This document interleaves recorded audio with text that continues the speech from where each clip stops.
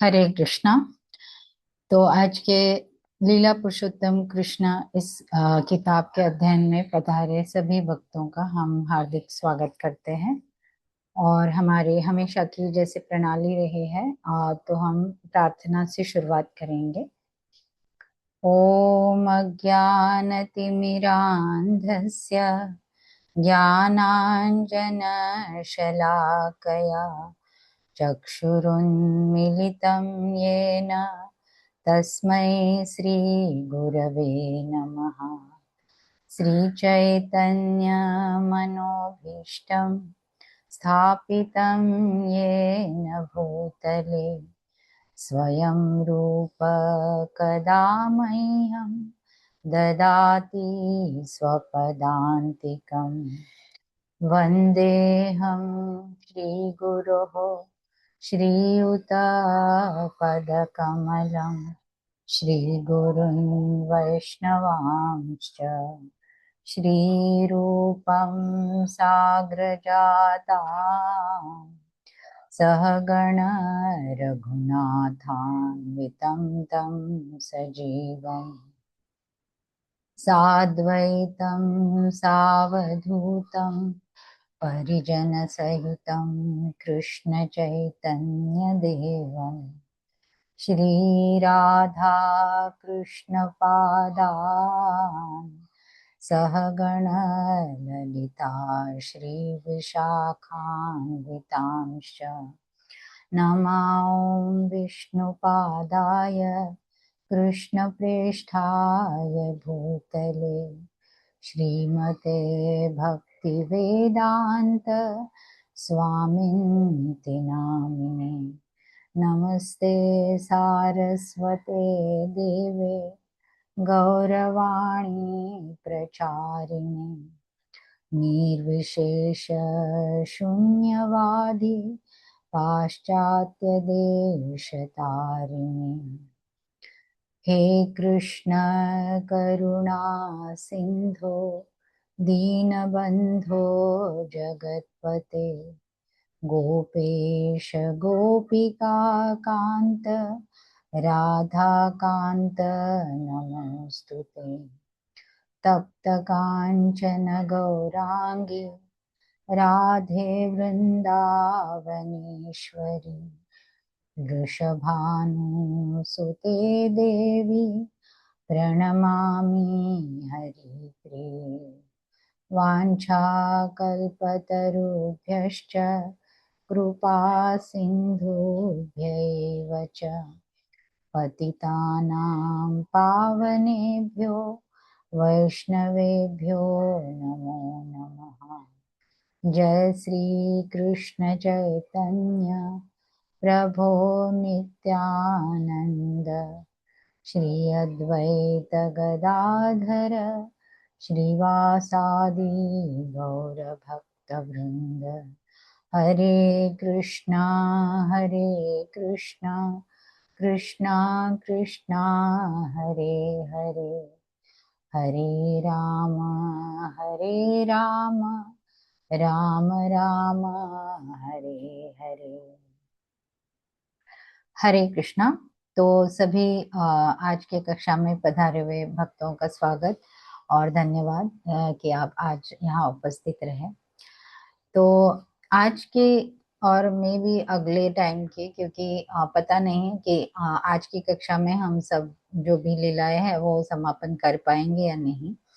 कोई बात नहीं, अगर नहीं तो अगली बार करेंगे जितना बचेगा वो। तो लेकिन ये बहुत आनंदमय प्रवास होने वाला है, और इसीलिए अगर आपके पहचान के जो हमेशा अटेंड करते हैं यहाँ पर और आज नहीं है, तो कृपया जरूर उन्हें फोन करके बताइए कि प्लीज आप उपस्थित रहिए करके। ठीक है, तो चलिए। तो हमने जैसे पिछली कक्षा में देखा कि किस प्रकार गर्ग मुनि ने गुप्तता से कृष्ण और बलराम का नामकरण किया, और हमने ये भी देखा कि गुप्तता से क्यों किया गया, क्योंकि गर्ग मुनि जो थे ये यदुवंशियों के राजपुरोहित थे। तो अगर उनके हाथों इन दो बालकों का नामकरण संस्कार हुआ ऐसे समझता था, तो कंस को संशय आता था कि ये बालक कहीं देवकी और वसुदेव के तो नहीं। तो ऐसे सोचकर वो वहां आ धमकता था और इन बालकों को मतलब इन बालकों के जीवित को हानि पहुंचा सकता था। और ये गर्ग मुनि नहीं चाहते थे कि ऐसा हो, और वो उसका कारण नहीं बनना चाहते थे। और इसीलिए उन्होंने कहा कि नहीं, मैं ये नहीं कर पाऊंगा।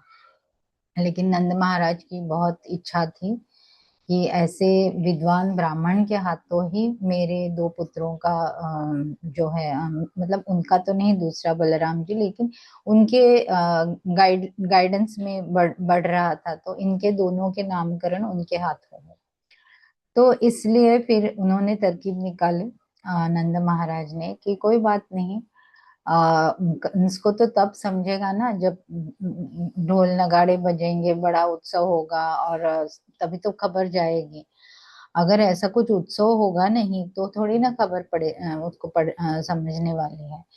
तो कोई बात नहीं, हम किसी को नहीं बुलाएंगे। और यहाँ तक कि मेरे भाइयों को भी नहीं बुलाएंगे। सिर्फ, और कहाँ करेंगे? गौशाला में, जो जगह ऑलरेडी पवित्र ही रहती है हमेशा।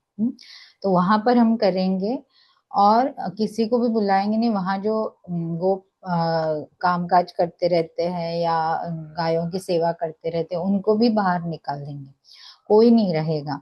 तो सिर्फ यशोदा मैया, रोहिणी मैया, कृष्ण बलराम और नंद महाराज और गर्ग मुनि, बस इतने लोगों की उपस्थिति में ये नामकरण संस्कार संपन्न हुआ। और हमने देखा था कि कैसे कृष्ण कृपा से हमने ये सब श्रवण के माध्यम से हम भी वहां पर उपस्थित थे। तो इस तरह से, और फिर ये सब जब नामकरण हुआ, तो फिर क्या हुआ कि अभी और ये मैं पहले बताना चाहती हूँ, शायद पहले भी बताया है मैंने, कि ये किताब में, कृष्ण किताब में सारा, जैसे क्रोनोलॉजी जिसे कहते हैं ना, क्रोनोलॉजी का अर्थ है कि घटनाक्रम जिस प्रकार हुआ एक्चुअलिटी में, उसी क्रम में वो बताया नहीं गया है। क्योंकि कभी कभी ये कहाँ सब चल रहा है, ये भी आपको याद दिला देते हो। परीक्षित महाराज को जो शाप मिला था कि आप 7 दिन के अंदर आपकी मृत्यु होगी, तभी वो प्रायोपवेश लेकर गंगा के किनारे बैठे थे, और वहां पर शुकदेव गोस्वामी ने जो उन्हें श्रीमद् भागवतम सुनाया, तो उसी 10वें स्कंद का ये संक्षिप्त भाग है जो हम लीला पुरुषोत्तम कृष्ण इस किताब में पढ़ रहे हैं। तो वो जो बता रहे हैं, तो शुकदेव गोस्वामी कभी कभी जैसे होता है ना कि एकदम भाव विभोर हो जाते थे, तो कभी कुछ पहले बताते थे, कभी बाद में बताते थे, इस तरह से होता था। तो पूतना का वध हुआ, फिर उन्होंने तृणावर्त का भी वध बता दिया। 1 साल, जब कृष्ण 1 साल के थे तभी हुआ था, वो बता दिया पहले। तो नामकरण संस्कार उसके पहले हुआ था, लेकिन वो उन्होंने बाद में बताया कि इस तरह से नामकरण संस्कार हुआ। तो कोई बात नहीं, लड्डू तो मीठा होता है, कहीं से भी खाओ, यहाँ से खाओ या वहां से खाओ, वो मीठा ही लगता है। तो इस तरह से कृष्ण की जो लीलाएं हैं वो सर्व मधुर है हमेशा के लिए। और कोई भी लीला सुनो खोलकर, वो मधुर ही होती है।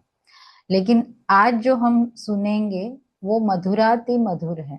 जैसे होता है ना कि लड्डू में कहीं बादाम किशमिश डाले होते हैं, वो और ज्यादा मीठे होते हैं। तो इस तरह से ये जो, या केक पे चेरी लगी होती है, तो उस तरह से आज के ये जो लीलाएं हैं, ये उस केक पे चेरी जो लगी होती है वो है। तो एक्चुअली ऐसे देखा जाए तो ये जो किताब है पूर्ण पुरुषोत्तम या लीला पुरुषोत्तम भगवान कृष्ण, ये दोनों प्रकार की लीलाओं का वर्णन करता है भगवान। दोनों प्रकार की मतलब कौन सा? पहला प्रकार है जो उनके ऐश्वर्य का वर्णन करता है। तो पूतना का वध, तृणावर्त का वध, या शकटासुर का वध हमने जो पढ़ा, ये सब उनके ऐश्वर्य का वर्णन करते हैं। ऐश्वर्य म्हणजे मतलब क्या, कि भगवान की जो दिव्य शक्ति है, सबसे अधिक जिसे कहते हैं कि उनकी शक्ति अपरिमित है, तो उस शक्ति का प्रदर्शन जो होता है या वैभव का प्रदर्शन जो होता है उसको कहते हैं ऐश्वर्य। और जब कुछ मधुरता का प्रदर्शन होता है वो भगवान का माधुर्य है। तो इस किताब में हमें ऐश्वर्य भरी लीलाएं भी मिलती है और माधुर्य भरी लीलाएं भी मिलती हैं। तो ये जो कृष्ण की बाल्य लीलाएं हैं जो आज से हम श्रवण करेंगे, तो ये माधुर्य भरी लीलाएं हैं। तो हम भक्तों के लिए इन दोनों ही प्रकार के लीलाओं का स्मरण जो है वो लाभदायी रहता है, क्योंकि ये हमारे भक्ति में बढ़ोतरी करता है, भक्ति में और अधिक जिसे कहते हैं कि इंटेंसिटी लाता है या सिवियरिटी लाता है। तो इस तरह से ये दोनों प्रकार की लीलाएं भक्तों के लिए श्रवण, उनका स्मरण और उनका अध्ययन सभी लाभदायक है। तो हम अब कुछ पढ़ेंगे और फिर ये लीलाएं भी दो तीन पार्ट में मतलब मैंने विभाजन किया है उसका हमारे समझने के लिए। पहला जो है कि जब घुटनों के बल रेंग रहे थे, मराठी में जैसे कहते हैं रांगणे, या इंग्लिश में कहते हैं क्रॉलिंग। तो कृष्णा जब क्रॉल कर रहे थे तब की लीलाएं एक प्रकार की है, और उसके बाद जो है मैया के साथ उनके जो आदान प्रदान होते हैं वो एक प्रकार के हैं। और फिर वो जब थोड़े बड़े होते हैं और तो मक्खन आदि चुराने लगते हैं, तो वो उसमें भी थोड़ा दो प्रकार है। एक तो घर में ही जिस तरह से वो मक्खन चुराते थे या चोरी करते थे वो एक प्रकार है, वो भी बहुत मधुर है लीलाएं। और जो बाहर जाके करते थे, घर के बाहर अन्यों के घरों में जाके, वो एक प्रकार है। और फिर उसकी जो जिसे कहते हैं कि शिकायतें ये गोपियां ब्रज की लेके आती थी यशोदा मैया के पास, तो वो कैसे शिकायत करती थी और क्या सुनाती थी, और यशोदा मैया उनके साथ कैसा बर्ताव करती थी, फिर कृष्ण को डांटती थी या क्या करती थी, ये चौथा प्रकार हो गया। तो इस प्रकार से ब्रॉड स्पेक्ट्रम ये थोड़ा विभाजन मैंने किया है, ताकि क्योंकि बहुत सारी लीलाएं हैं तो इसलिए सारा हमें कृष्ण बुक में नहीं मिलेगा जो पढ़ेंगे उसमें, लेकिन हम अन्य किताबों से जानने का प्रयास करेंगे कि ये जो लीलाएं है वो क्या है। ठीक है। तो यस।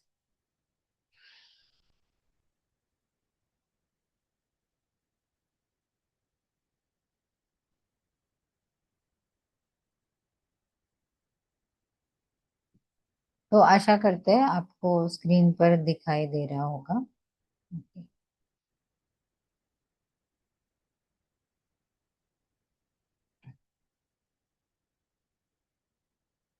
इस घटना के कुछ समय बाद, एक मिनट है।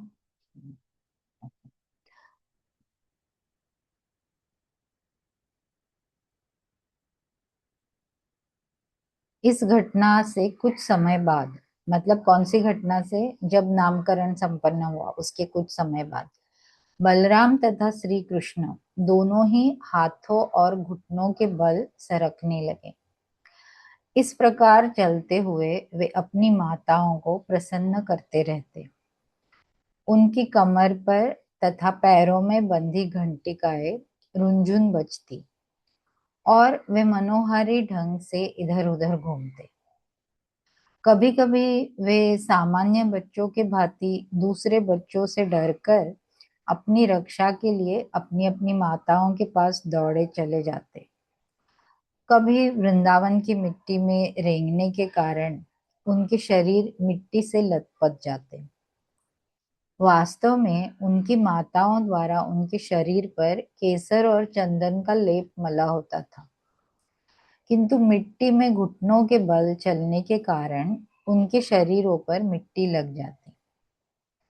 जो ही वे यशोदा तथा रोहिणी के पास आते तो वे उन्हें गोद में उठाकर साड़ी के आंचल से ढककर दूध पिलाती।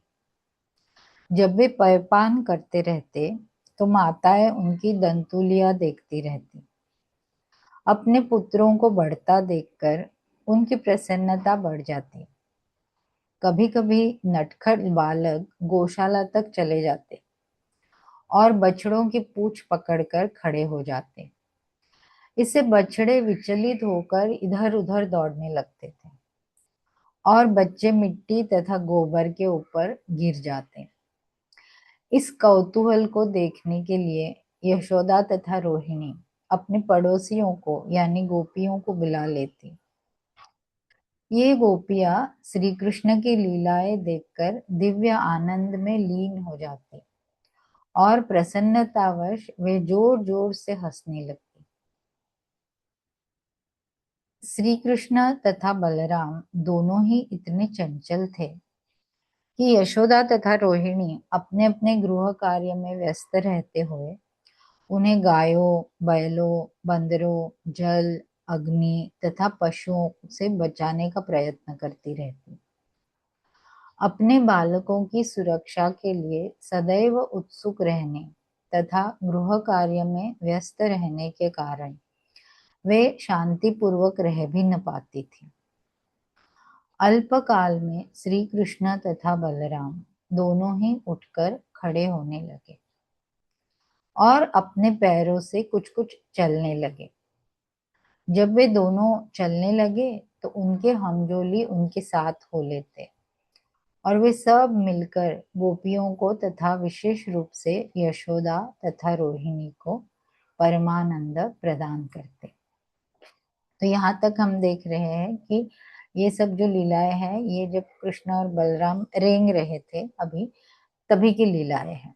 ओके, तो क्या क्या करते थे, तो कैसे होता था, उनके पैरों में ना जो पायल के घुंघरू होते थे उनके, वो पायल के घुंघरू करताल के समान ध्वनि करते थे, मधुर नाद करते थे। और यह नाद कभी कभी कैसे होता था कि गोपियों के मंजुल वार्तालाप जैसे होते थे उस प्रकार ये नाद लगता था। तो उस नाद को शास्त्रों में कहा गया है घोष प्रघोष। दो प्रकार का नाद ये होता था, घोष प्रघोष। तो अब किस किस की जो जैसे कहते हैं ना कि कौन सा आवाज रहता था, तो इनके कमर में जो करधनी लगी होती थी उसमें छोटी छोटी घंटियां, बिल्कुल नाजुक छोटी घंटियां लगी होती थी, तो उसका भी आवाज होता था। और उनके पैरों में भी लगे होते थे पायल, तो उसका भी आवाज होता था। तो ये दोनों ध्वनियों को सुनकर क्या होता था, ये दोनों छोटो छोटे बच्चों को लगता था कि मानो है ना मेरी माता के पायल जो है ना वो ही ऐसा आवाज करती है। तो कभी कभी वो उसी घुंघरू के आवाज से मोहित होते थे और ढूंढने लगते थे कि कहाँ से आ रही है आवाज, कहाँ से आ रही है।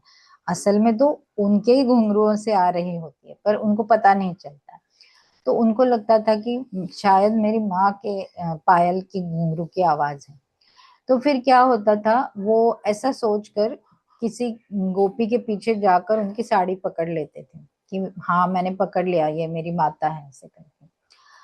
तो क्योंकि गोपियों के नीचे से जो साड़ी है उसको नीचे से पकड़ते थे क्योंकि ये रेंग रहे हैं ना। तो फिर जब ये ऊपर देखते थे तभी पता चलता था, अरे ये तो मेरी माँ नहीं है, मैंने किसी और का ही आंचल पकड़ा है। तो फिर रोने लगते हैं कि जैसे छोटे बच्चे होते हैं ना कि अपनी माँ को ना देख के और किसी को देखे तो रोने लगते हैं, तो इस तरह से वो रोने लगते थे। तो फिर यशोदा मैया और रोहिणी मैया तुरंत आके उनको उठा लेती थी। और कैसे होता था कि ये जो नंद महाराज के आंगन में रेंगते थे, तो ये आंगन कैसा है, तो ऐसा नहीं कि सिर्फ प्लेन मिट्टी है उधर, तो वहां पे कीचड़ भी होता था। और ये कीचड़ किस चीज का बना है, हमारा यहाँ जो कीचड़ होता है वो क्या है, बरसात के पानी मिट्टी में मिलता है तो कीचड़ बन जाता है।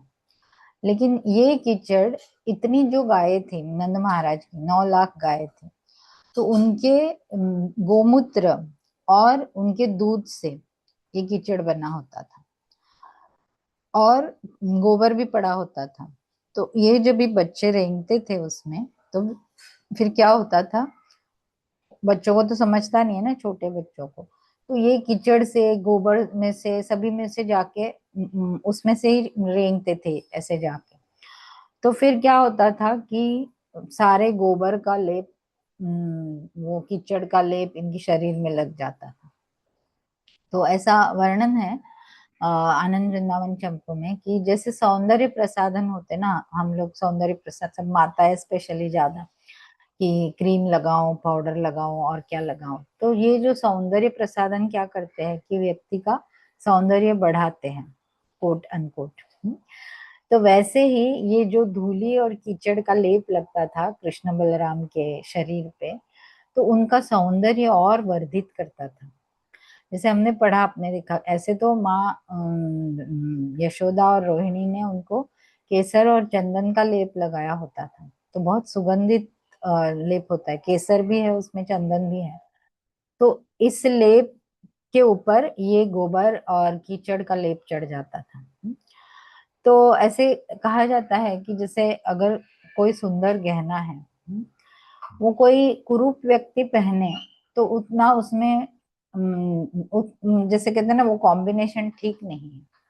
लेकिन कोई व्यक्ति या कोई स्त्री बहुत पहले से सुंदर है और उसमें वो सुंदर गहना वो पहने, तब तो क्या कहना, दोनों के सौंदर्य में निखार आ जाता है।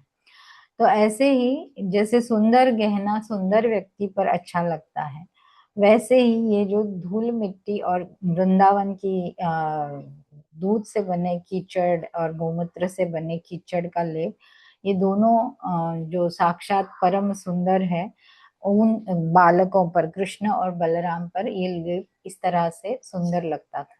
उनका सौंदर्य वर्धित हुआ ऐसा तो नहीं कह सकते, क्योंकि वो है ही खुद सुंदर, लेकिन उनके सौंदर्य में और चार चांद लग जाते थे इस तरह से।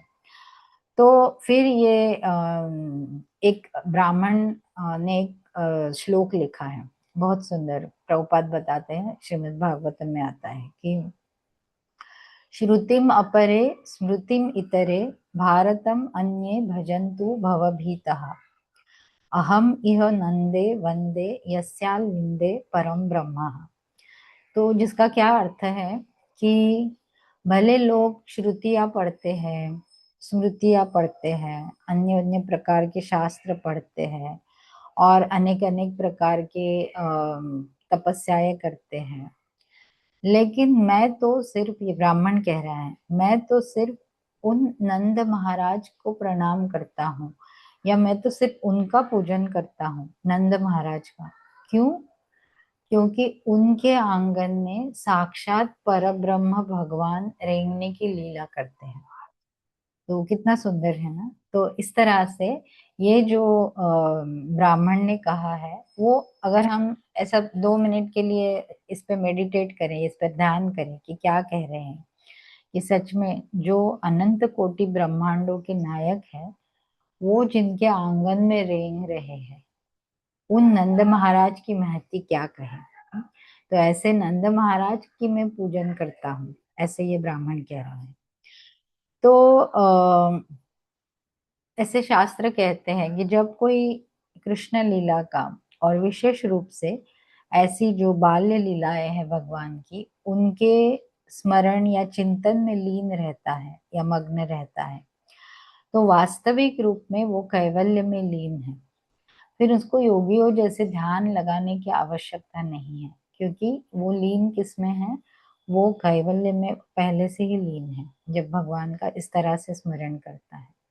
और इसीलिए व्यास देव जी ने श्रीमद् भागवतम की रचना की, ताकि हम सभी जो बद्ध जीव है वो इसका लाभ उठा सके, और इसका अध्ययन करके, इसकी चर्चा करके, इसका चिंतन करके हम भगवान कृष्ण में लीन हो सके।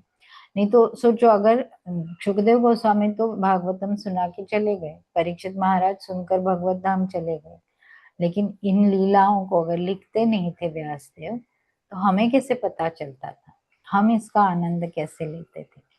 तो इसीलिए यहाँ पर हम देख रहे हैं कि ये जो नंद महाराज के सुंदर पुत्र के रेंगने का वर्णन हो रहा है। तो फिर क्या होता था, फिर आगे जो हमने पढ़ा उसमें, कि ये जो माताएं हैं, ये फिर ये बालक रोने लगते थे ना कि अरे ये तो मेरी माता नहीं है, फिर कर करके रोने लगते थे, तो उनको उठा लेती थी और दूध पिलाती थी। तो जब दूध पिलाती थी, तो फिर दूध पिलाते पिलाते देखती थी, आपने देखा होगा माताओं को जिनके यहाँ छोटे बच्चे हैं, वो देखती रहती है कि दांत आए कि नहीं मेरे बच्चे को, कितने आए। इस तरह से ढूंढती रहती है। और जब देखती है छोटे छोटे, जैसे कहते हैं ना कि मोगरे के कली जैसे छोटे से दांत जब भी अपने पुत्र के मुख में दिखते हैं, तो भौतिक जगत में भी माताएं बहुत खुश होती हैं। जैसे कि मेरे बच्चे ने कुछ अचीव कर लिया, उसके दांत आ रहे हैं। तो जो भी करता है फिर आगे, अरे अभी वो खड़ा होने लगा, अभी ये करने लगा। जस्ट 1 मिनट दीजिए, मुझे just give me a minute.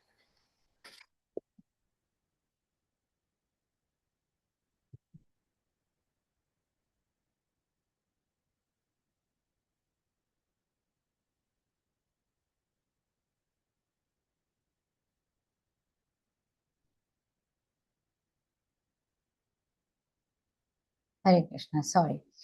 तो हम देख रहे थे कि इस तरह से भौतिक जगत की जो माताएं होती है वो भी बहुत खुश होती है कि अभी मेरा बेटा बड़ा हो रहा है, वो खड़ा होने लगा, या अभी वो 2-4 स्टेप्स चलने लगा, अभी बिना सपोर्ट के चलने लगा। तो ये सारे जो माइलस्टोन्स होते हैं बच्चों के, वो माताओं को बड़े आनंद देते हैं, इवन भौतिक जगत में।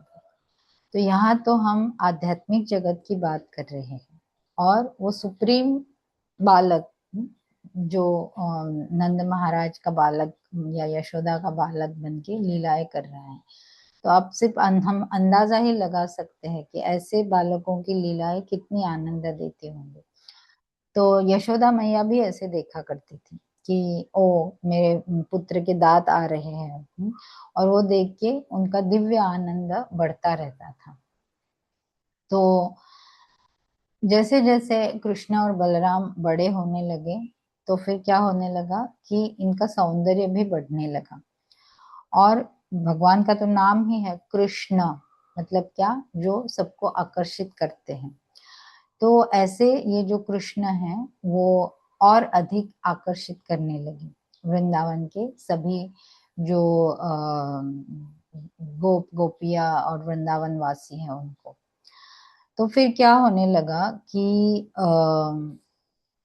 कभी कभी क्या होता था, ये जो हम देख रहे कि वो रेंग रहे थे, तो कोई मान लो कोई बछड़ा जमीन पर बैठा है, तो ये रेंगते रेंगते जाते वहां पर और उस बछड़े की पूंछ पकड़ लेते थे। तो छोटे बच्चे अपना मुट्ठी, आपने देखा होगा उनकी मुट्ठी बंद रहती है हमेशा, तो जो भी कुछ पकड़ते तो जकड़ के पकड़ते हैं ऐसे। तो वो जाके उसकी पूंछ पकड़ते थे। अभी बछड़ा भी छोटा ही है, वो कोई बड़ा नहीं है। बड़ी गाय होती तो समझ जाती, लेकिन ये बछड़ा भी छोटा ही है। तो बछड़ा डर जाता था, अरे मेरी मेरी पूंछ को किसने पकड़ा। तो वो बैठा हुआ बछड़ा उठ के खड़ा हो जाता था और दौड़ने लगता था। अब कृष्ण और बलराम जो पूंछ पकड़े, उनको समझता नहीं था कि हो क्या रहा है। तो वो उनके साथ घसीटते चले जाते थे। बछड़ा दौड़ रहा है और ये पूंछ पकड़े हुए उनके पीछे घसीटते हुए जा रहे हैं। और एक्चुअली वो पूंछ छोड़ देते थे तो उनको घसीटे नहीं जाते थे, लेकिन बच्चे थे ना, बच्चे होने की लीला कर रहे थे, तो नहीं समझते थे, तो उनको पकड़ के वो चले जाते थे इस तरह से। और डर के मारे कृष्ण बलराम और कसकर पकड़ते थे, तो बछड़ा और डर जाता था। तो ऐसे एक जगह पे वर्णन है कि ये इस तरह से घसीटते जाते थे ना, कृष्ण और बलराम, इसलिए कृष्ण का एक नाम है घसीटा राम। हम्म, आपने देखा होगा, मेनली मैंने तो एटलीस्ट देखा है कि जो हलवाई वगैरह रहते हैं ना, उनके यहाँ उनका नाम रहता है घसीटा राम हलवाई वगैरह। तो ये घसीटा राम मतलब ये कृष्ण का ही नाम है। तो ये जब वृंदावन की धरती पर इस तरह से बछड़ों की पूंछ पकड़ते घसीटते जाते थे, तो उनको कहते थे घसीटा राम।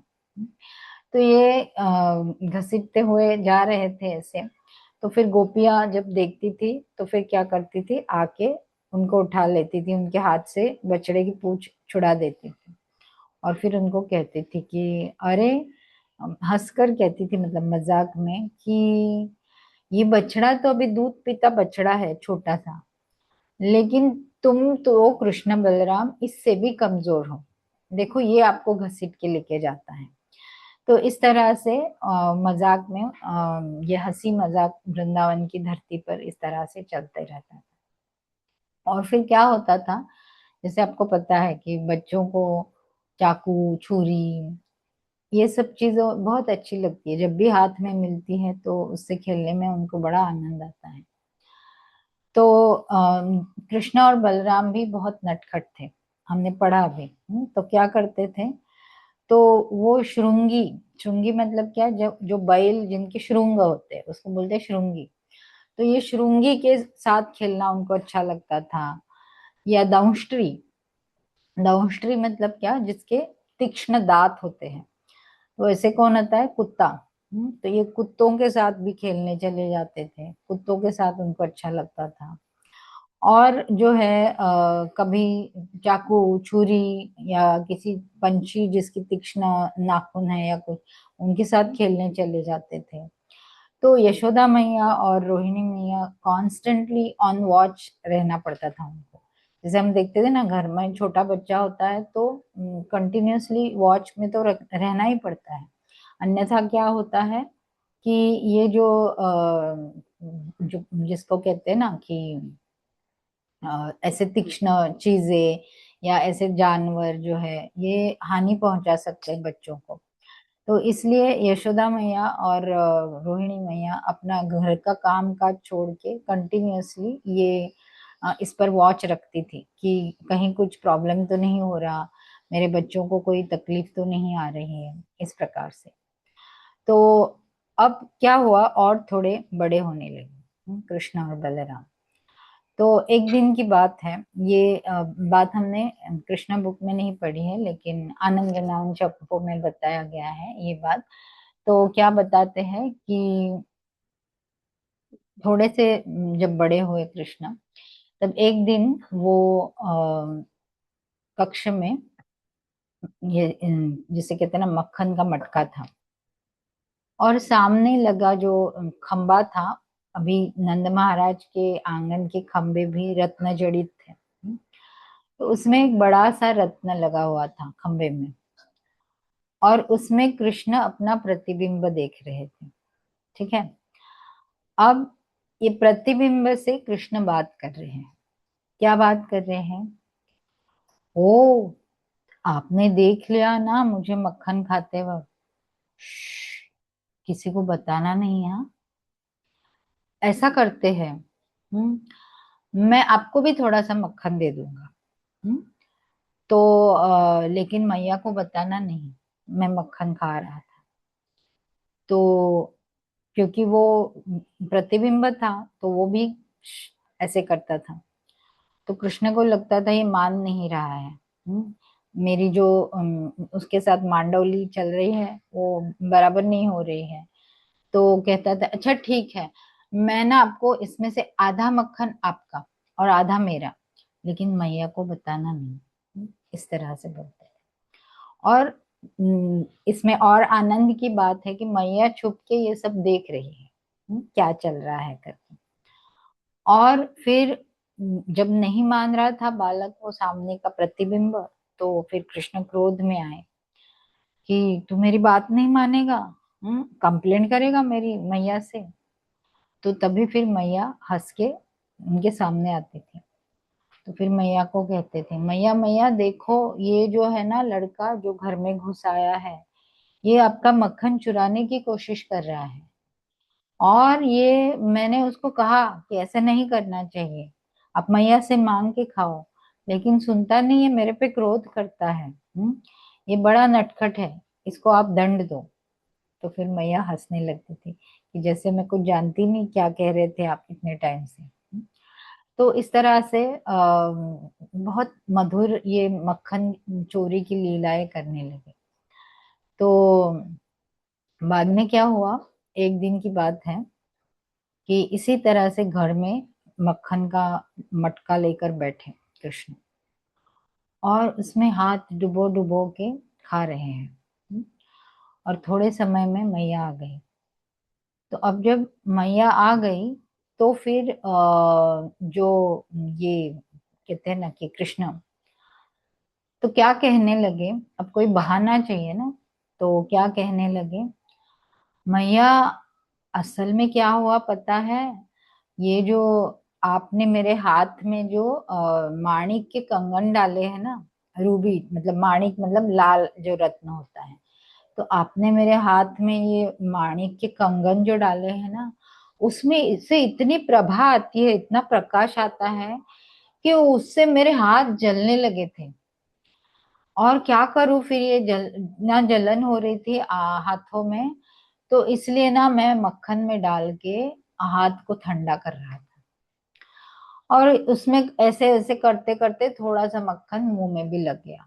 देखो कैसे बहाना बना रहे हैं, छोटे से है अभी, बिल्कुल छोटे, लेकिन बहाना क्या बना रहे हैं, ये माणिक के जो कंगन है उसके प्रभा से मेरे हाथ जल रहे थे, और इसलिए मैं मक्खन में डाल के उसको ठंडा कर रहा था। जल गया तो हम कुछ ठंडा लगाते हैं ना, तो इसके लिए मैं ठंडा कर रहा था।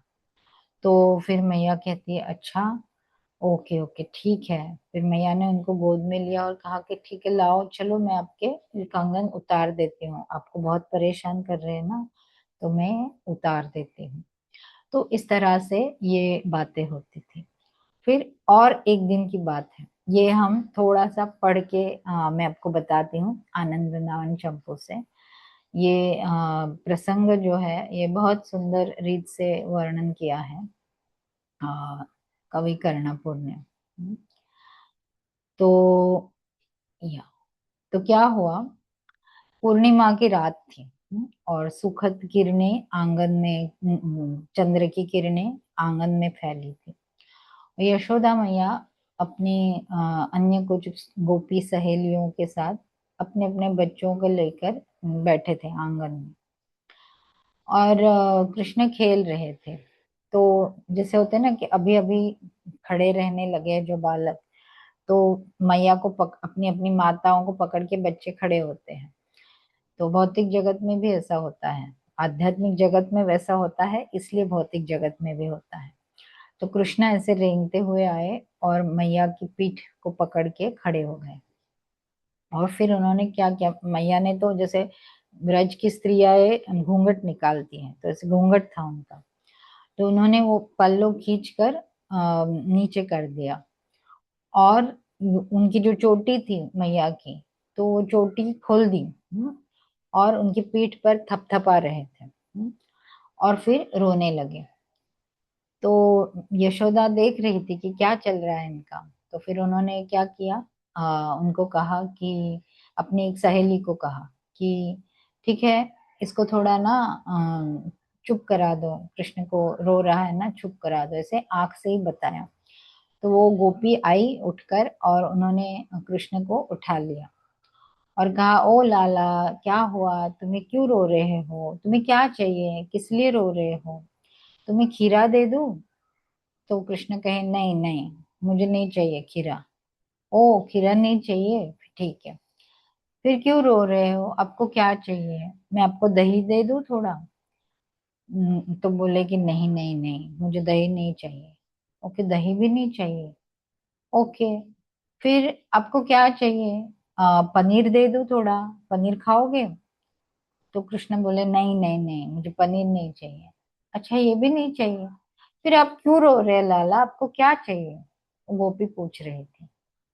तो अभी उन्होंने क्या किया कि कृष्ण कहने लगे कि मुझे ये जो है ना बहुत जो गाढ़ा है ना, मक्खन जिसे कहते कंडेंस मक्खन, तो बहुत ताजा निकाला हुआ गाढ़ा मक्खन चाहिए। तो गोपी ने कहा, कौन सा ताजा गाढ़ा मक्खन, मतलब क्या हम जो ब्रज में निकालते हैं वो गाढ़ा ही होता है, आपको अलग से कौन सा ताजा गाढ़ा मक्खन चाहिए। तो फिर कृष्ण ने आकाश की ओर हाथ दिखाया और चंद्र की ओर, वो है ना ताजा गाढ़ा मक्खन, मुझे वो चाहिए, मुझे वो दे दो। तो गोपी हंसने लगी। गोपी ने कहा, अभी इसको क्या बताएं, तो कभी कभी हम होता है ना कि बच्चों को थोड़ी सी कुछ और ही बात बताते हैं, तो वैसे गोपी बताने लगी। अरे लाला, ये तो ताजा गाढ़ा मक्खन नहीं है। तो फिर कहने लगे फिर क्या है? अरे ये तो आकाश रूपी सरोवर में तैरता हुआ राजहंस है, सफेद। तो ये मक्खन नहीं है। तो फिर कृष्ण कहने लगे कोई बात नहीं, फिर मुझे वो राजहंस ही चाहिए, वो ही दे दो, मुझे वो चाहिए, दे दो करके रोने लगे। तो फिर दूसरी गोपी आई और उसने कहा कि एक्चुअली ऐसे ये मत करो आप, कृष्ण रो मत। हम्म, तो वो राजहंस नहीं है, मैं आपको बताती हूँ वो क्या है। वो आकाश में लटकाया हुआ एक दीपक है। जैसे आकाश कंदील हम बोलते हैं ना, जिसको लगाते हैं दिवालियों में हम लगाते हैं, तो वैसे आकाश में लटकता हुआ ये दीप है। तो फिर कृष्ण कहे कोई बात नहीं, तो फिर मुझे वो दीप ही दे दो, मुझे चाहिए चाहिए वही चाहिए, बस मुझे वही चाहिए। तो फिर यशोदा ने देखा कि मेरी सहेलियां जो है ये कृष्ण को चुप कराने में असमर्थ हो रही है। और कृष्ण का हट जिद बढ़ती जा रही है।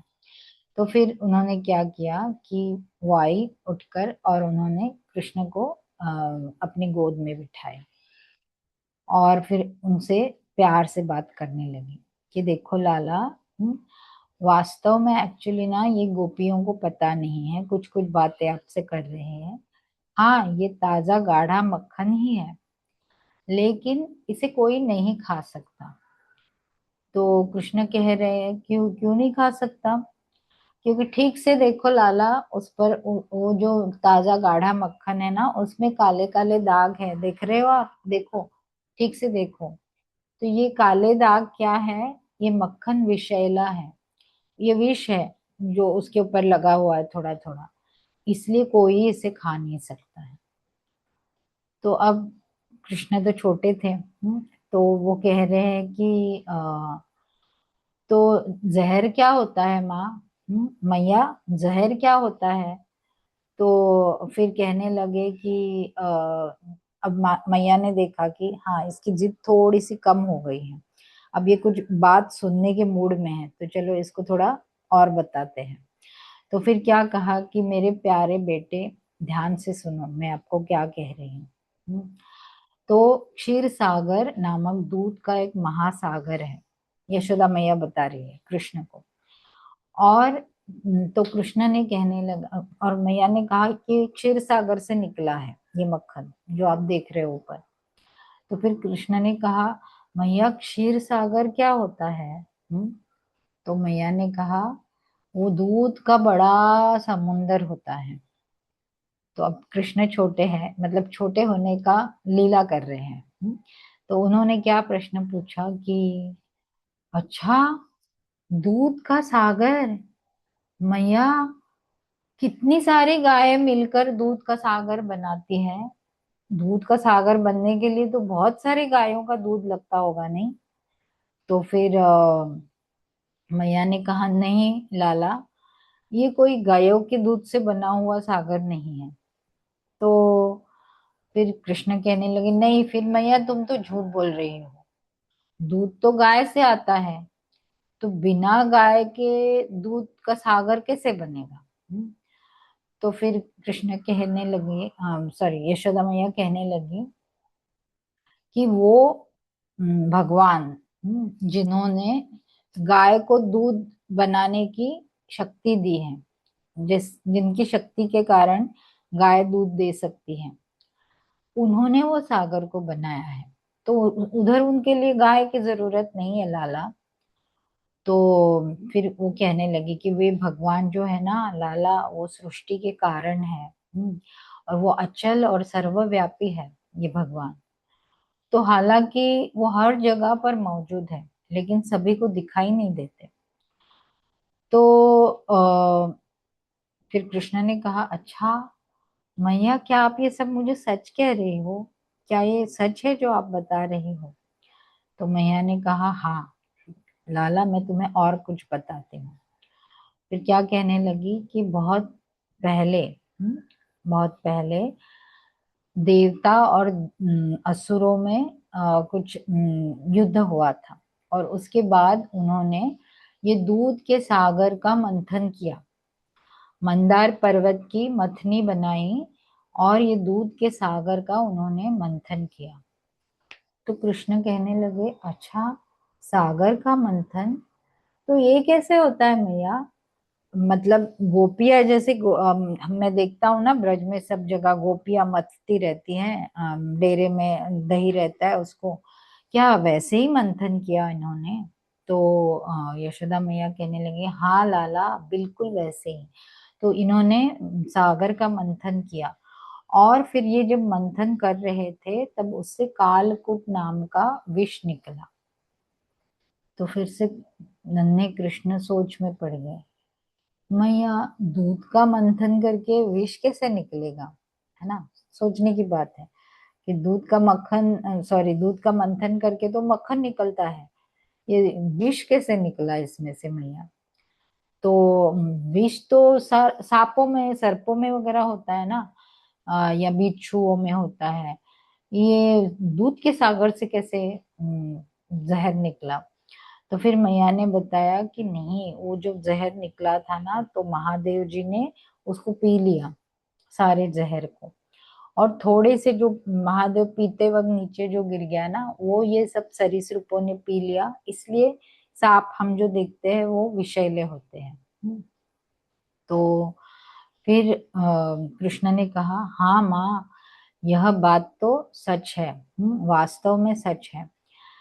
तो फिर यशोदा मैया ने कहा, ये जो ताजा गाढ़ा मक्खन आप देख रहे हो ना, चांद की तरफ हाथ दिखा के कहा, ये भी उसी क्षीर सागर से निकला है।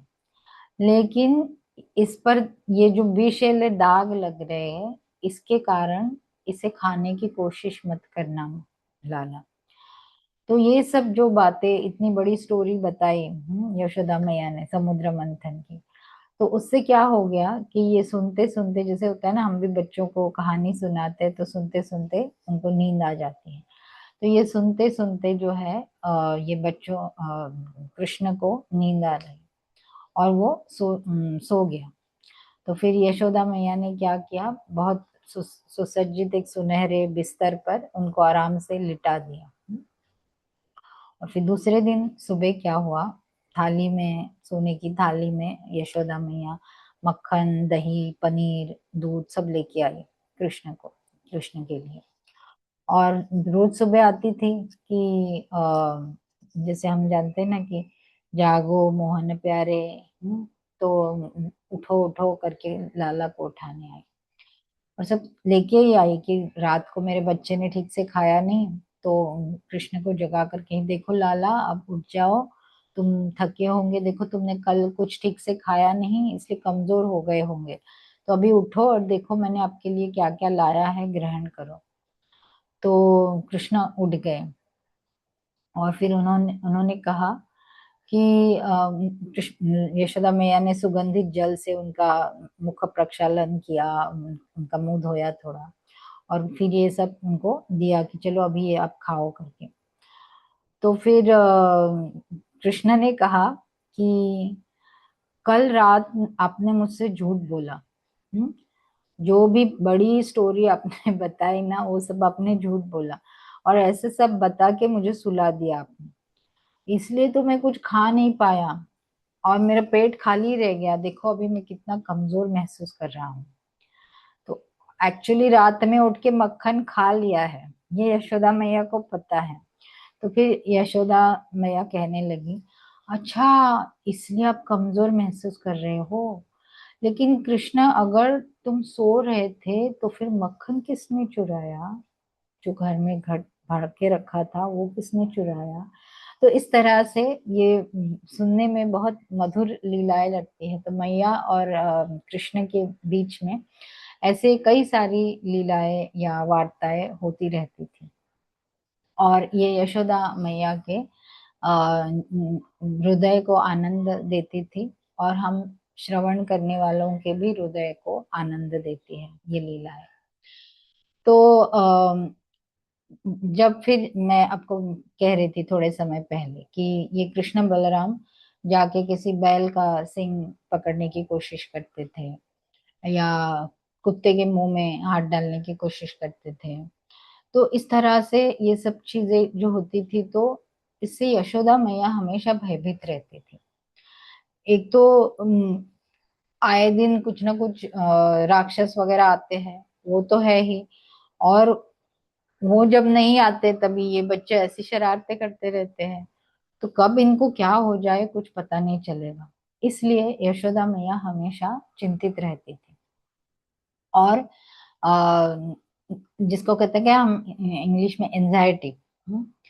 तो हम देखते हैं ना कि भौतिक जगत में भी माताओं को अपने बच्चों के लिए काफी एंजाइटी या काफी चिंता रहती है। अरे वो स्कूल में ठीक से जा रहे हैं कि नहीं, ठीक से पढ़ रहे हैं कि नहीं, ठीक से खा रहे हैं कि नहीं, समय पर सो रहे हैं कि नहीं। हर चीज की, बच्चा कितना भी बड़ा हो जाए, लेकिन माताओं को ये चिंता रहती, लगी रहती है। तो इसी तरह से आध्यात्मिक जगत में भी ये चिंता, रुदन, ये सभी भावनाएं वहां पर भी है। लेकिन फर्क क्या है फिर? तो आध्यात्मिक जगत में ये चिंताएं, ये रुदन जो है, ये एक दिव्य रस प्रदान करता है। उसमें भी एक आनंद रहता है। माँ यशोदा जब भी कृष्ण के लिए चिंतित होती है, तो वो चिंतित होने से भी एक आनंद उनको प्रदान या आनंद मिलता है। वो दिव्य आनंद का अनुभव करती है, जिसको कहते हैं आनंद चिन्मय रस। जैसे ब्रह्म संहिता में भी आता है, आनंद चिन्मय रसान। तो इस तरह से ये हर लीला से माता को भले चिंता होती थी। हम हर प्रसंग में आगे भी देखेंगे कि कालिया के दाह में कृष्ण ने कूद पड़े तो लगभग यशोदा मैया बेहोश हो गई थी, इतनी चिंता से। लेकिन ये एक आनंदमय रस प्रदान करता है। लेकिन भौतिक जगत में क्या होता है? भौतिक जगत में चिंता और रिदन दुख देते हैं, वो आनंद नहीं देते हैं। तो ये फर्क है। क्यों? जैसे हम 15वें अध्याय में भगवत गीता के सीखते हैं कि आध्यात्मिक जगत का प्रतिबिंब है हमारा भौतिक जगत।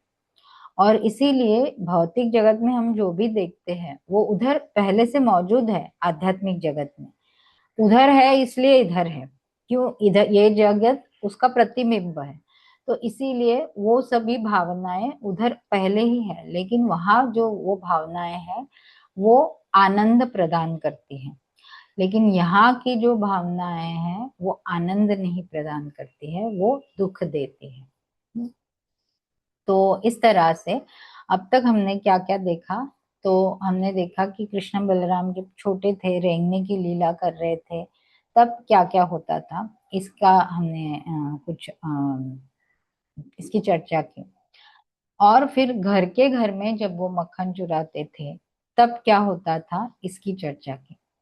तो अब हम थोड़ा सा आगे चलेंगे। तो अब क्या होता है कि वो घर के बाहर जाके भी कुछ चोरियां करने लगे। और घर के बाहर जाके जब ये चोरियां करते थे, तब बड़ी शिकायतें आया करती थी, कंप्लेन।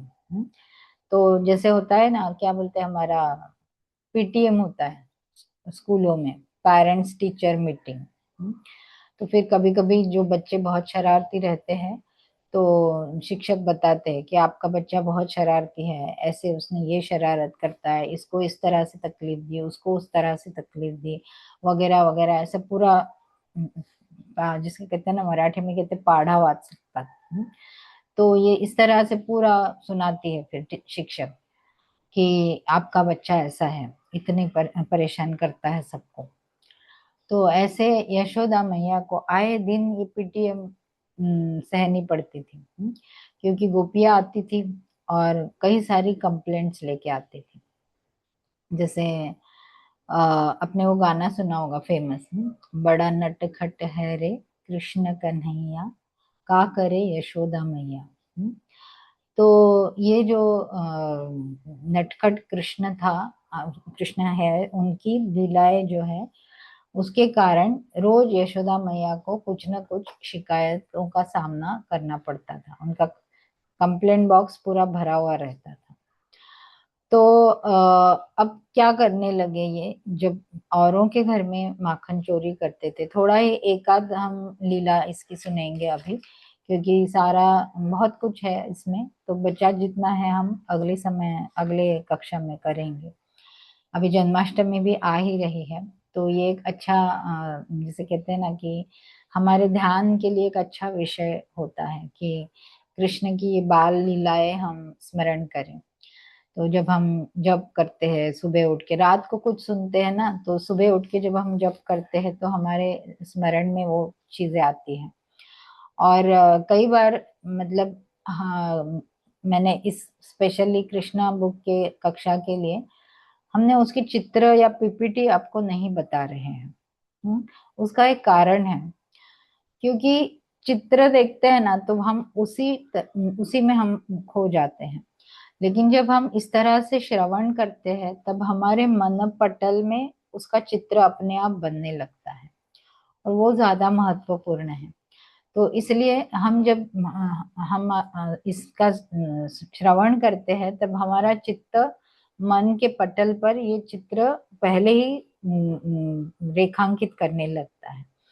तो इस तरह से हम जब फिर जप करते हैं तब भी ये चित्र हमें याद आते हैं कि कृष्ण किस तरह से बछड़े की पूंछ को लेके घसीटे जाते थे, या कैसे मैया उनके मुंह खोल के दांत देखा करती थी, या कैसे वो चांद चाहिए इसलिए मैया से काफी उनकी वार्तालाप हुआ, या जिसे कहते हैं कि क्या कहते हैं, हिंदी में मुझे शब्द याद नहीं आ रहा है।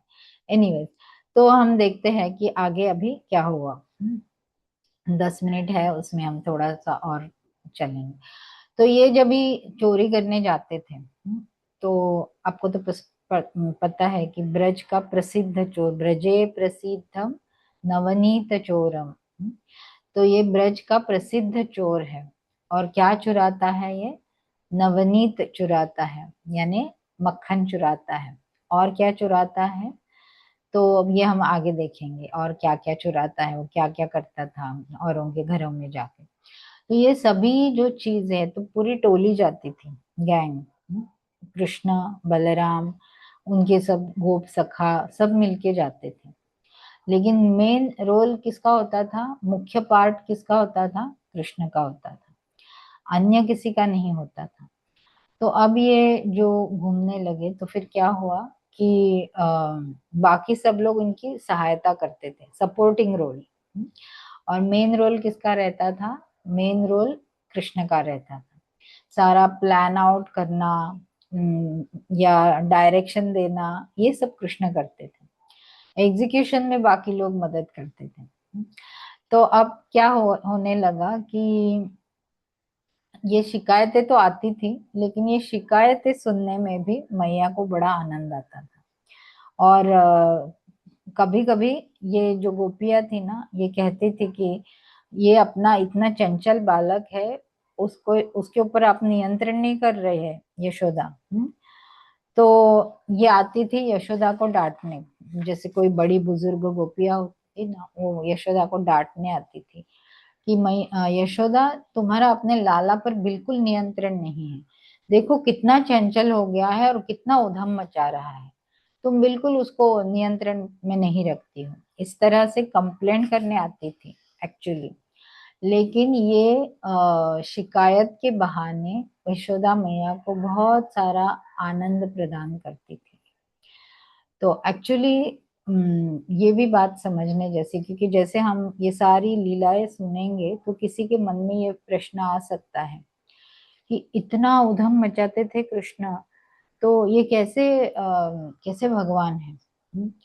किस तरह से ये इतनी चोरियां करते थे, ये कैसे भगवान है? तो फिर ये इस पर आचार्यगण टीका करते हैं कि एक्चुअली ये चोरी करने आए अपने घर में, ये गोपियां ही चाहती थी कि हमारे घर का मक्खन भी कृष्ण आकर खाए। तो ऐसा हुआ भी एक बार, कि ये जैसे मैं कह रही थी कि ठीक है, चलो हम ये दो पास टाइम ही पहले सुनते हैं या लीला ही सुनते हैं। तो क्या कंप्लेंट आती थी कि जिनके, अभी तो हम सब लोग शहर में रहते हैं ज्यादातर लोग, तो ये बछड़े जो होते हैं ना गायों के, उनको गाय के साथ नहीं रखा जाता था। जब गाय दुहने का समय होता था तो गोप गोपियां पहले गाय दुह लेते थे, मतलब दूध निकाल लेते थे, और उसके बाद बछड़ों को छोड़ते थे गाय के पास जाने के लिए। क्योंकि अगर पहले ही छोड़ा तो बछड़ा सारा दूध पी जाएगा, तो फिर दूध मिलेगा ही नहीं गोपों को या गोपियों जो धोना चाहती है। इसलिए आम तौर पर बाद में थोड़ा दूध रखा जाता था बछड़े के लिए, ताकि वो आके पी सके। तो ये कृष्ण क्या करते थे, जाके गोपियों के घर में ये पहले ही ये बछड़ों को छोड़ देते थे। तो बछड़े जाके गाय का दूध पीने लगते थे अपने अपनी माओ का। तो अब फिर ये गोप जब देखते थे, अरे ये तो बछड़ा दूध पी रहा है, तो उनके पीछे दौड़ के जाते थे और बछड़ों को गाय से दूर करने के लिए, तो ये प्रयास में वो सारे लग जाते थे। तो गोप गोपियां जब उस कार्य में बिजी हो जाती थी, तो फिर क्या करते थे, कृष्ण घर में प्रवेश करते थे उनके, और वहां जाके ये मक्खन चुराते थे। तो फिर जब ये देखते थे या दही चुराते थे, तो जब गोप बछड़ों को बांध कर फिर से आ जाते थे और देखते थे, तो देखते थे, देखो देखो ये दही चोर आया है, मारो उसे, बांध कर रखो, इस तरह से चिल्लाते थे। तो फिर कृष्ण इतने मधुर हास्य करते थे उनकी ओर देख के, कि वो तो जैसे बिल्कुल बोलते हैं ना, मुग्ध होना या स्तंभित होना। स्तंभित होना मतलब क्या, स्तंभ जैसी अवस्था आना, उसको बोलते हैं स्तंभित होना। स्तंभ मतलब खंबा। तो खंबा कैसे होता है, एक जगह पर खड़ा होता है, ना हिलता है ना डुलता है। तो वैसी अवस्था आना उसको बोलते हैं स्तंभित होना। ओके। तो ये जो कृष्ण इतने मधुरता से उनकी तरफ देख के स्माइल करते थे, हंसते थे, कि ये गोप गोपी स्तंभित हो जाते थे। और फिर वो जब स्तंभित हो जाते थे, तो उनके सामने बैठ के आराम से दही खा लेते थे। तो ये भागने की कोशिश भी नहीं करते थे कृष्ण, क्योंकि उनको पता है अभी तो ये स्टैचू बन गए, अभी कुछ नहीं करेंगे। तो फिर यशोदा मैया ने कहा, अच्छा ऐसा करता है मेरा लाला। तो फिर यशोदा मैया ने कहा, अगर ऐसा है तो आप उसे पेट भरने तक खाने क्यों नहीं देते हो, वो खा के चला जाएगा ना। तो फिर गोपियां कहती है, अरे यशोदा, तुम तो इसको इतना पेट भर के खिलाती हो, तो उसके पेट में भूख कहाँ रहती है। ये भूख का प्रश्न नहीं है यशोदा। फिर किसका प्रश्न है, अरे इसको तो चोरी करने का चस्का लगा है। इसको चोरी करने में बड़ा आनंद आता है। हम सामने से देते ना, आओ लाला हम आपको दही देते हैं, तो नहीं लेता है, उसमें उसको आनंद नहीं आता है। इस तरह से चोरी करके खाने में ही उसको आनंद आता है। तो ये क्या करता है, दो तरह से चोरी करता है। एक तो हमारी आंख के पीछे कुछ ना कुछ करता है और लेके जाता है मटका, या फिर हमारी आंख के सामने इस तरह से, जब ये जो मैंने अभी आपको कहा ना कि इस तरह से मधुर हास्य करता है कि हम बिल्कुल बुत बनकर खड़े हो जाते हैं, और फिर ये हमारी आंख के सामने बैठ के खा जाता है। तो इसकी चोरी दो प्रकार की है, एक नजर के पीछे और एक नजर के सामने। तो इस तरह से आपका ये लाला जो है ये बहुत एक्सपर्ट है, और इसको चोरी करने अच्छा लगता है। जैसे आप में से जिन्होंने वो जगन्नाथ जी का लीला एक सुनी होगी, जिसमें कटहल चोरी की। तो एक बार रघु नाम के उनके भक्त थे। तो वो रघु को उन्होंने कहा कि चलो हम राजा के बागान में से कटहल चुराते हैं। तो रघु ने कहा कि अरे चुराने की क्या जरूरत है, आप कहो तो राजा आपको जितने चाहे कटहल लाके दे देगा। तो फिर जगन्नाथ जी ने कहा कि नहीं नहीं, वैसा नहीं चाहिए, चोरी करने में जो मजा है ना, वो राजा लाके देगा उसमें नहीं है। तो इसलिए हम जाके चुराएंगे। और फिर रघु को फंसा भी दिया था जगन्नाथ जी ने। ऊपर रघु को चढ़ाया और कहा तुम फेंको, बड़ा सा कटहल फेंक दो नीचे, मैं पकड़ लूंगा। तो बेचारा रघु उसने निकाला और फेंक दिया और ये गायब हो गए। अब उसका आवाज हो गया तो रघु को सैनिकों ने पकड़ लिया राजा के। तो कहने का मतलब है इस तरह से इनकी चोरी करने का आनंद इनको हमेशा आता है, भले वो बाल कृष्ण हो या फिर जगन्नाथ जी हो। तो इस तरह से ये जो लीलाएं हैं ये हमारे हृदय को भी बहुत आनंद प्रदान करती है। और अभी तो हमने शुरुआत की है ये चोरी की। ऐसी कई लीलाएं हैं जो हम अगले बार पढ़ेंगे, कि किस किस तरह से ये चोरी करते थे और फिर इन सब शिकायतों का यशोदा मैया पर क्या असर होता था। क्योंकि अभी तो समय हमारा हो चला है, तो अगली बार भी मिस मत करिए, आप जरूर उपस्थित रहिए। क्योंकि जन्माष्टमी भी आ ही रही है और हम इस माखन चोर की और चोरियों का भी थोड़ा सा वर्णन जरूर सुनेंगे। तो आज हम यहीं पे रुक जाएंगे।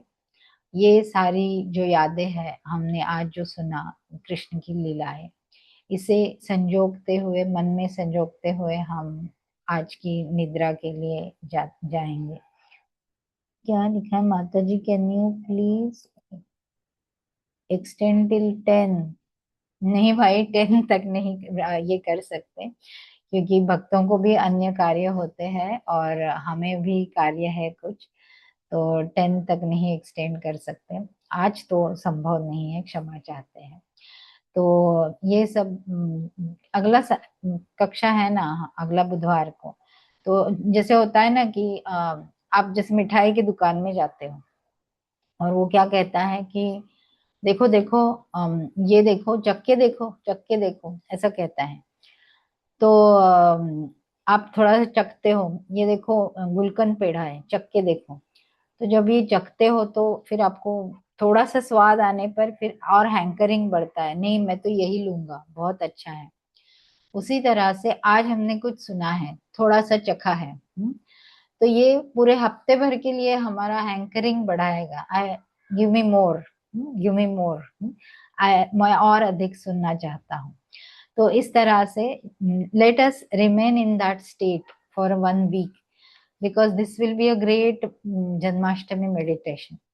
तो इसी अवस्था में रहकर, क्योंकि ये जो हैंकरिंग होता है ना, ये भी हमारे कृष्ण के लिए लालसा बढ़ाता है, उनकी लीलाएं सुनने के लिए लालसा बढ़ाता है, और ये भी आवश्यक है। तो इसी लालसा को मन में संजोगे हुए हम यहीं पे आज की कक्षा को विराम देंगे। लीला पुरुषोत्तम भगवान कृष्ण किताब की जय। श्रील प्रभुपाद की जय। श्री श्री जगन्नाथ बलदेव सुभद्रा मैया की जय। श्री श्री अवधूत निताय गौर हरि भगवान की जय। निताय गौर प्रेमानंदे हरि हरि बोल। समस्त उपस्थित भक्तों की जय। वाञ्छा कल्पतरुभ्यश्च कृपा सिन्धुभ्य एव च पतितानां पावनेभ्यो वैष्णवेभ्यो नमो नमः। अनंत कोटि वैष्णव वृंद की जय। हरे कृष्ण।